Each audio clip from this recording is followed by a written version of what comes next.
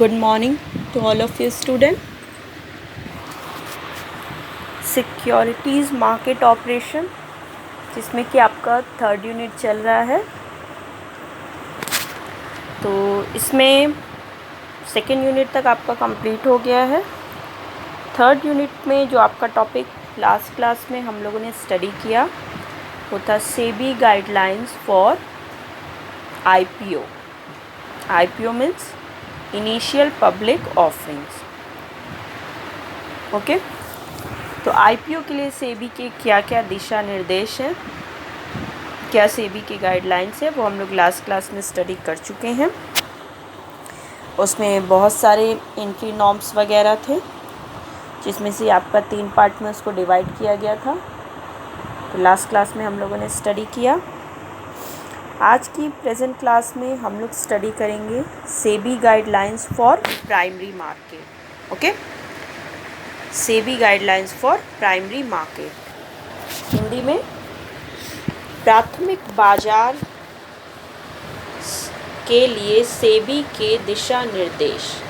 प्राथमिक बाजार के लिए सेबी के दिशा निर्देश। ओके, ये आपका नेक्स्ट टॉपिक है। So let's start the class. इसमें आप स्क्रीन पर देख सकते हो जो कि आपके शो है SEBI guidelines for primary market. इसमें डिफरेंट पॉइंट्स हैं। इन डिफरेंट पॉइंट्स के अकॉर्डिंग आपको इसमें स्टडी करना है, और इसकी हिंदी की नोट्स मैं आपको ग्रुप में सेंड कर दूंगी पीडीएफ में बना करके। ओके,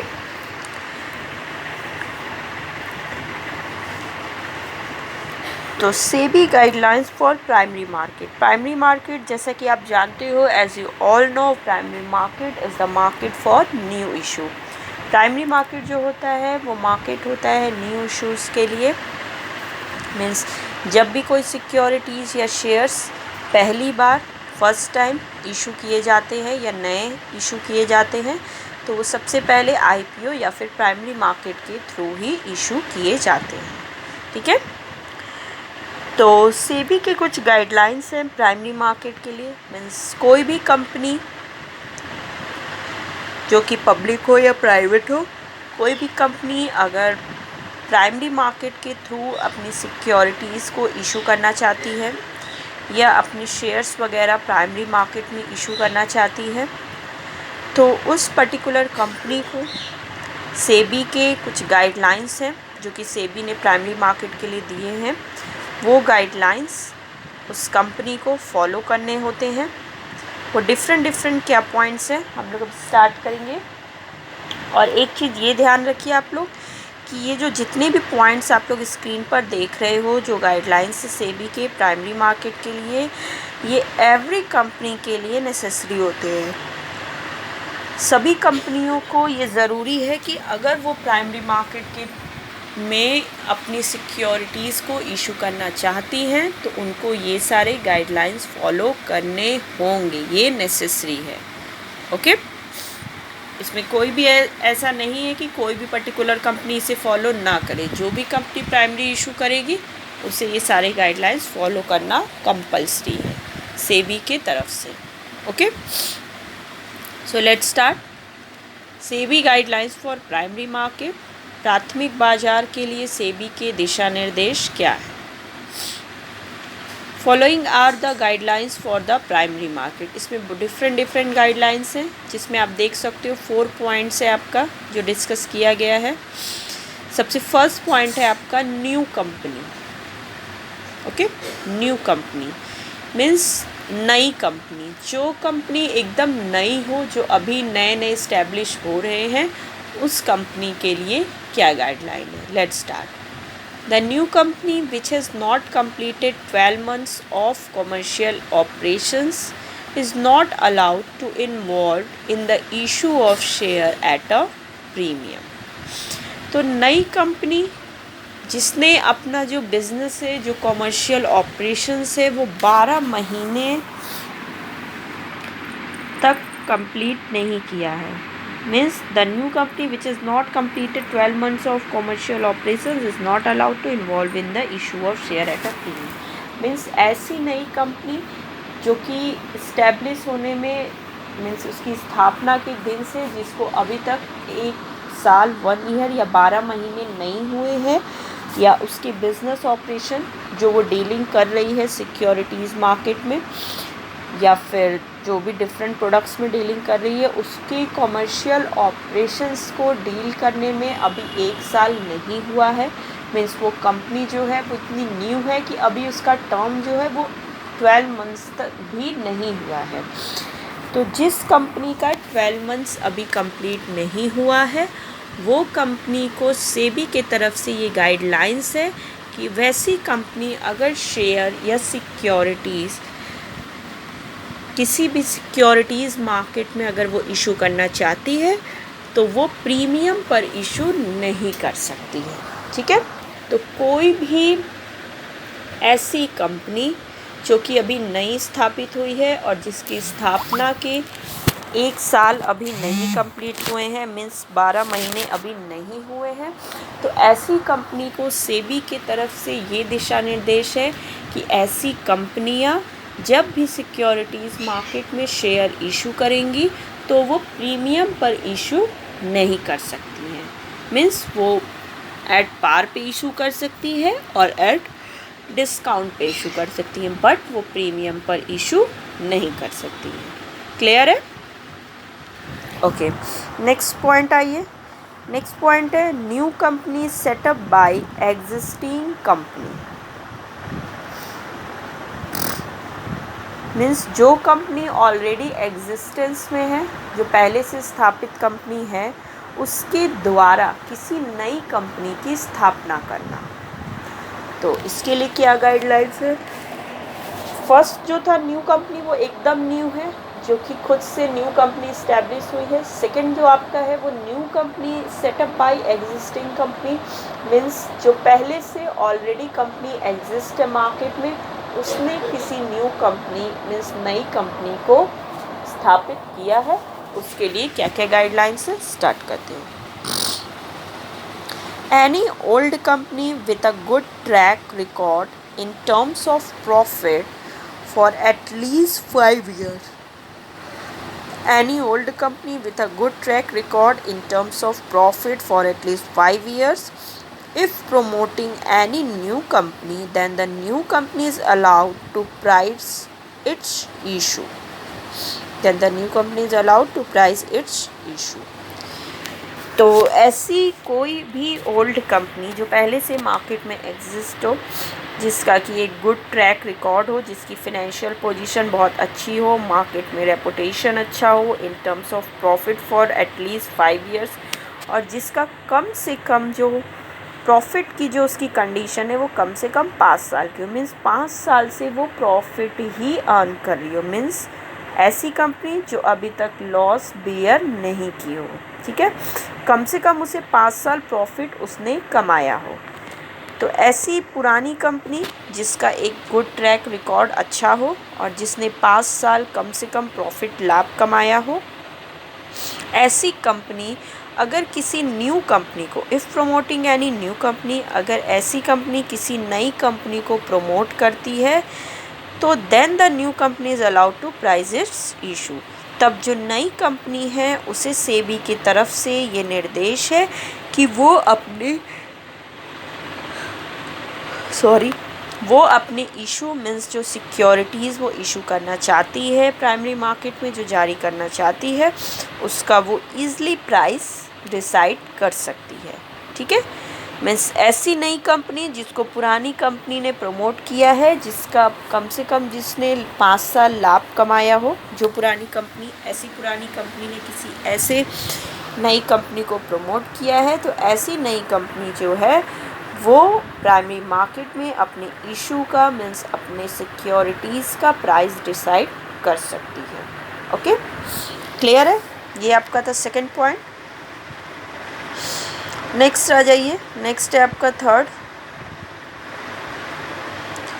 थर्ड पॉइंट है आपका private and closely held companies.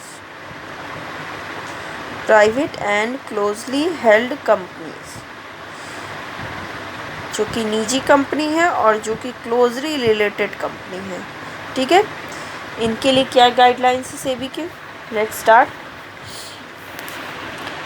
The private and closely held companies having a track record of earning profit at least 3 years are allowed to price their issues freely। ठीक है, means private, निजी या ऐसी closely held company जो कि बहुत ही closely related companies हो, जिसका कि ट्रैक रिकॉर्ड अर्निंग का एटलीस्ट कम से कम उसने 3 साल, ठीक है, प्राइवेट के केस में देखिए यहाँ 3 साल हो गया है, तो एटलीस्ट कम से कम उसने 3 साल तक प्रॉफिट अर्न किया हो, मीन्स लाभ कमाया हो, तो ऐसी कंपनी को सेबी की तरफ से ये दिशा निर्देश है कि वो अपने इश्यूज़ का जो प्राइस है वो ईज़िली डिसाइड कर सकती, फ्रीली, मीन्स आसानी से, बिना किसी बाउंडेशन, बिना किसी रिस्ट्रिक्शन, बिना किसी बाधा के। ऐसी कंपनी जो प्राइवेट है और जिसका जो ट्रैक रिकॉर्ड है वो एटलीस्ट 3 साल से उसने लाभ कमाया हो, तो ऐसी कंपनी अपने जो इशू, जो वो सिक्योरिटीज़ मार्केट में इशू करना चाहती है, प्राइमरी मार्केट में जो नई इशू, न्यू इशू जारी करना चाहती है, तो ऐसी कंपनी अपनी इशू का जो प्राइस है वो फ्रीली, बिना किसी बाधा के, वो निर्धारित, डिटरमाइन कर सकती है, निश्चित कर सकती है। क्लियर है? The prices will be determined by the issuer by consulting with the lead manager. और जो प्राइजेस होगा जो प्राइवेट कंपनी का, वो डिटरमाइंड होगा, निर्धारित होगा बाय द इशूअर, जो उस कंपनी का इशूअर होगा, मीन्स जो इशू मैनेजर होगा। इशू मैनेजर का काम ही होता है प्राइसिंग को डिसाइड करना। अभी आगे हम लोग इशू मैनेजर के बारे में इसमें 3rd यूनिट में पढ़ेंगे डिटेल में थोड़ा, ठीक है। तो this price will be determined by the issuer by consulting with the lead manager. तो ये जो प्राइस डिसाइड होगा इस प्राइवेट कंपनी का इशू का, वो इशू मैनेजर या इशूअर डिसाइड करेगा, निर्धारित करेगा, by consulting with the lead manager. Lead manager के साथ इशू मैनेजर कंसल्ट करके, मीन्स उनसे आपस में डिसाइड करके, बातचीत करके, जो भी प्राइस होगा वो ईज़िली वो डिसाइड कर सकते हैं, निर्धारित कर सकते हैं। इसमें किसी भी प्रकार का उनको कोई रिस्ट्रिक्शंस नहीं है, कोई लिमिटेशंस नहीं है। ऐसी प्राइवेट कंपनी को वो फ्रीली प्राइमरी मार्केट में अपना जो इशू है, जो अपनी सिक्योरिटीज़ है, उसको इशू करने के लिए, उसको जारी करने के लिए ईज़िली वो प्राइस को डिसाइड कर सकते हैं। क्लियर हुआ 3rd पॉइंट? आई होप कि आप लोग को क्लियर हो गया होगा 3rd point.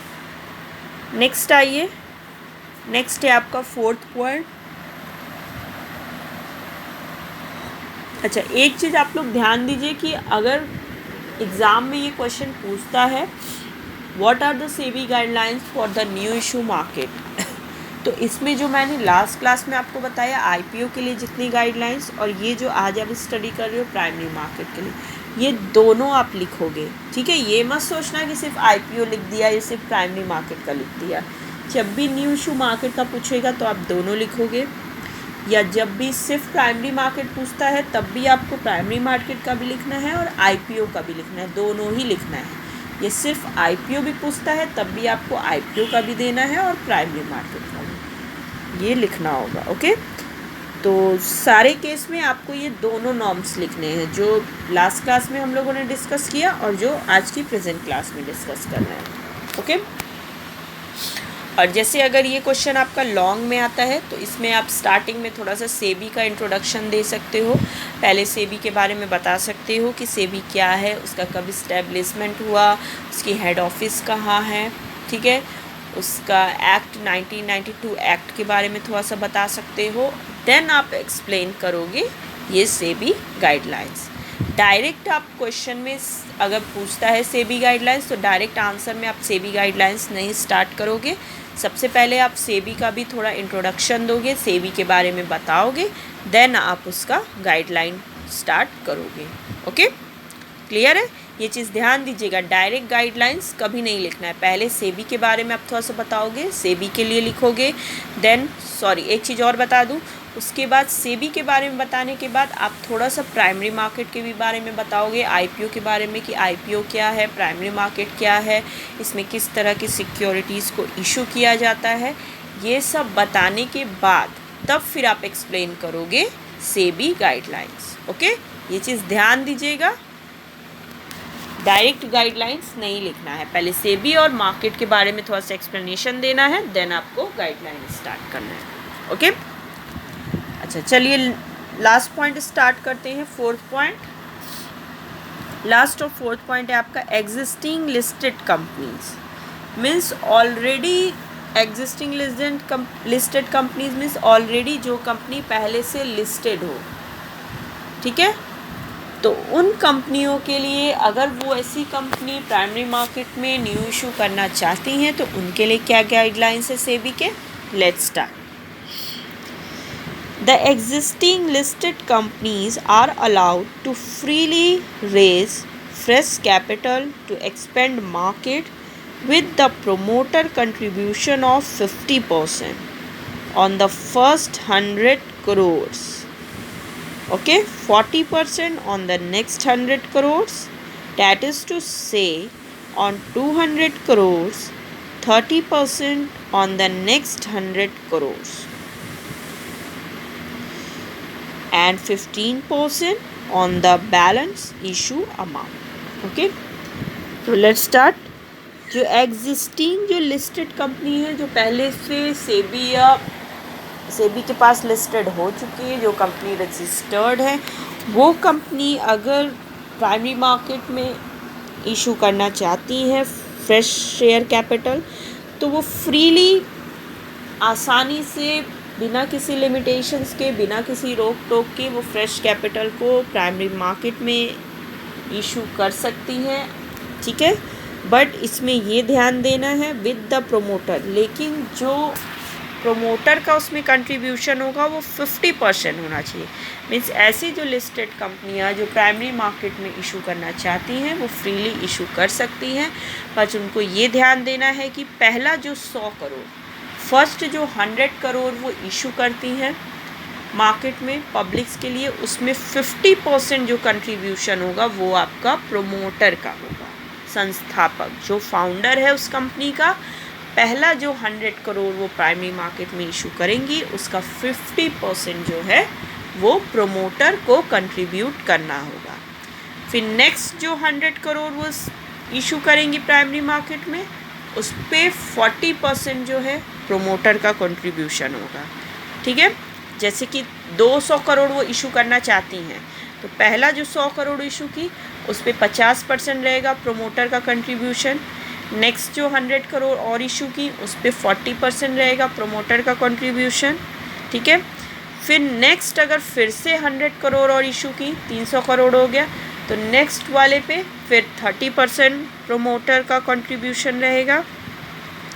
And next again अगर वो फिर से और कोई बैलेंस अमाउंट इशू करना चाहती हैं तो उस पे जो है 15% प्रोमोटर को कंट्रीब्यूट करना होगा। ये कंपलसरी है, ये सेबी की गाइडलाइंस है, ये लिस्टेड कंपनियों को ये गाइडलाइंस फॉलो करनी होगी।